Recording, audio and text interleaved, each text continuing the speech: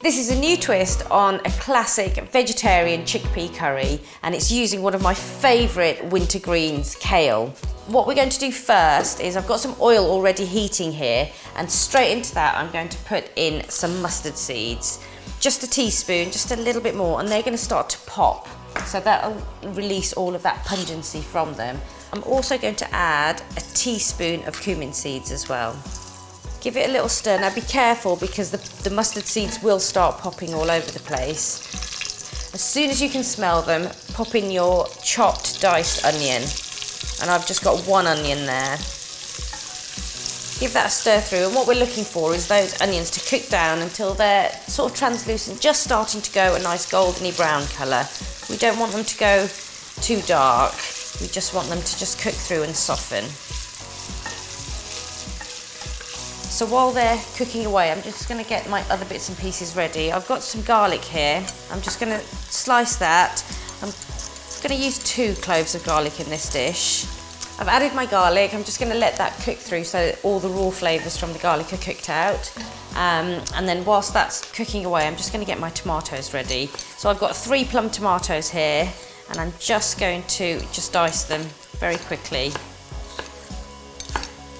Just chop those up. You don't have to be precise because all of this will cook down to make a really lovely thick masala sauce. I'm just grinding up my coriander seeds, which have got a really zingy flavour to them, and I've just chopped up a chilli as well, so I'm just going to add that to the masala so far. So the tomatoes have really started to cook down, and we're just going to start to add our flavours into there. So you just pop in the ground coriander seeds, and then we're going to add some other spices. So we've got a little bit of salt for seasoning, so I'm just going to put in half a teaspoon, some turmeric, about a teaspoon, and then some chilli powder as well. So once you've got everything in there, just give that all a stir through.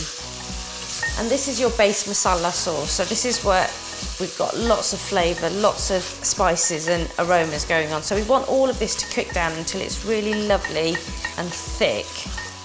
What I am going to do is add just a little splash of water, just to lift everything off the bottom of the pan and just to help everything break down.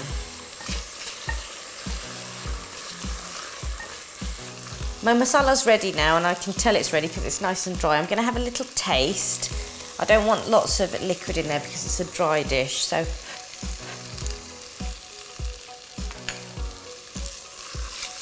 no, lots of flavour in there, and that's exactly what you want. It's got to have lots of flavour in because we haven't added our key ingredients yet. Once your masala's cooked through and it's nice and dry like this, you don't want it too watery, you're ready to add your chickpeas. I'm using tin chickpeas today because I know they're already cooked, but you can use dried chickpeas. Just make sure that you cook those fully and they're properly soft before you use them. Just pop your chickpeas straight into your pan and give them a good stir. Just coat them all with that lovely masala.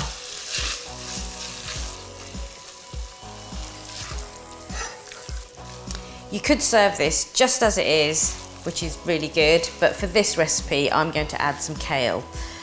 So just put your kale in.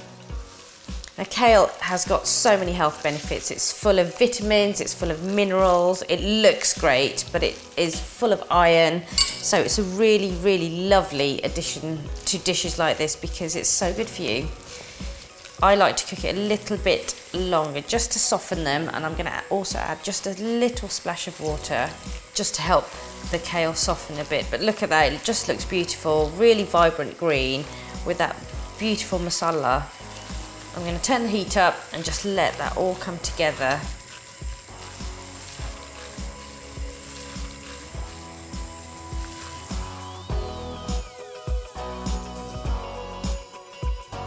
Serve this with a spoonful of cooling natural yogurt, a sprinkling of red onion, and a really warm, freshly made naan bread.